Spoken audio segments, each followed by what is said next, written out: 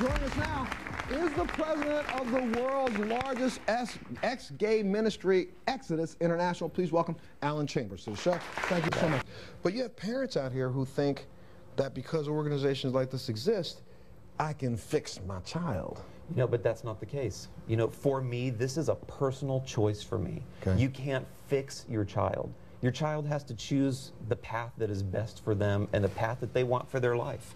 And so for me as a parent of a young child, if my kid has something going on in his life that is like, I need to get this kid into counseling, I'm going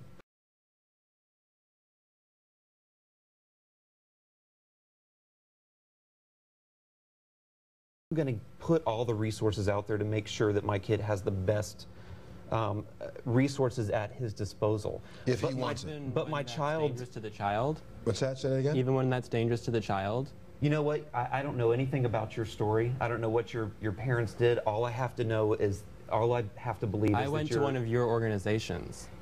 Your parents put you in a group with a convicted program, sexual offender. And I think that's as wrong. a minor. And I think that's wrong. Well, please welcome. So, Exodus does say on its website it has the ability to change your attitude about homosexuality, does it not? No, it doesn't. What's the say exact that. word? What's it say? I don't know what phrase you're talking about, but we don't have the ability to change anyone.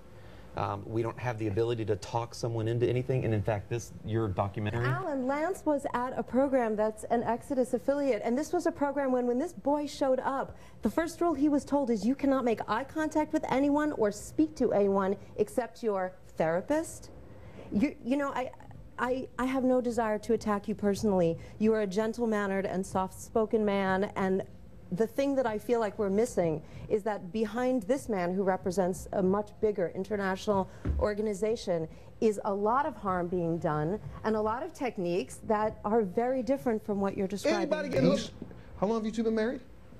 Just over 9 years. Alan, I think it's important to mention that, and you've been on the record about this yourself, that even in the first 9 months of your marriage, that this was not easy, that you continued to struggle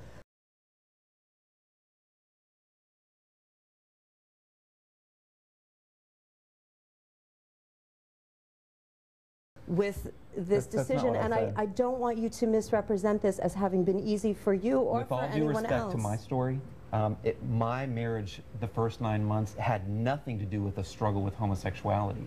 There were a number of things that we faced as a couple who had never had sex with members of the opposite sex. There was a learning curve. There were things that we had to overcome, but it had nothing to do with attraction. It had nothing to do with heterosexuality. And if I could be graphic on national television... Well, not too graphic, it's daytime. It had everything to do with... I'm not quite sure how this all works, but the attraction issue was there. We had a wonderful sexual relationship. I'm having a real hard time with that comment that I'm not sure how this works, but I'll let that go. I can't be graphic on daytime TV. You know, but you don't need to be graphic because... I'm gonna stop. I'm not even gonna go there. Thank you. We'll be back right after this. Exodus is a Christian organization dedicated to equipping and uniting agencies and individuals to effectively communicate the message of liberation from homosexuality. Exodus cites homosexual tendencies as one of the many disorders that beset fallen humanity. I asked you a few minutes ago and quoted, I may have misquoted what I said, but does this not say Exodus has the ability to change a person from being homosexual to not? No, not at all. We can't change people. I'm sorry. We can play the semantic game all you want, but if I go and liberate Iraq, I've changed Iraq. You're liberating a homosexual, you're changing a homosexual, or am I reading the wrong dictionary? Well, I honestly don't know where you got that from. It's from policy on homosexuality from your website. The word liberate is not something I would ever use. Pull up the website with a header on it from these guys. Pull up the website right now so I can show it before the end of the show. It may not be a word you use, but if you're the president of an organization, your organization uses it without you knowing about it. That's something that needs to come off our website. Well, no.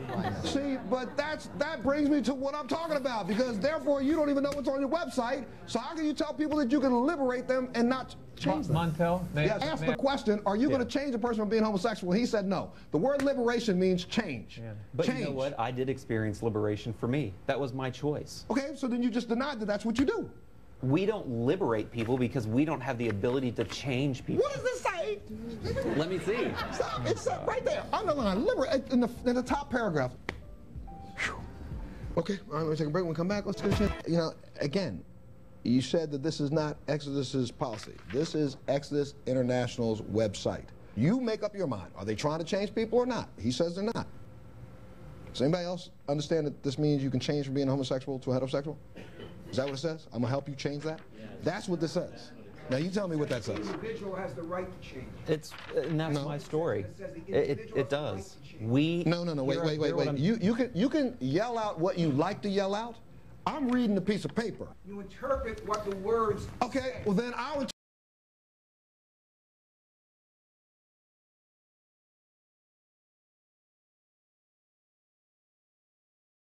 interpret this to mean that Exodus says that homosexuals should go to hell because they're sinners. If I can interpret That's that. not what the Bible says either, by the way. When you talked about abomination, and I happen to know the Old Testament quite well, sir. Cool. The word abomination in Leviticus 18:22 means you have been led astray. It does not define the person. It defines the behavior. And you know what? That's your What? interpretation. Wait, Mike. But you know what you should do? Well, what you should do is, but go back and listen to what I said. I didn't interpret it. I just said what the word was, abomination. You want to make interpretations? Keep making them. Someone up there on the stage called a person an abomination, and that is not what the Bible says. I got to go. Join us on the next Montel.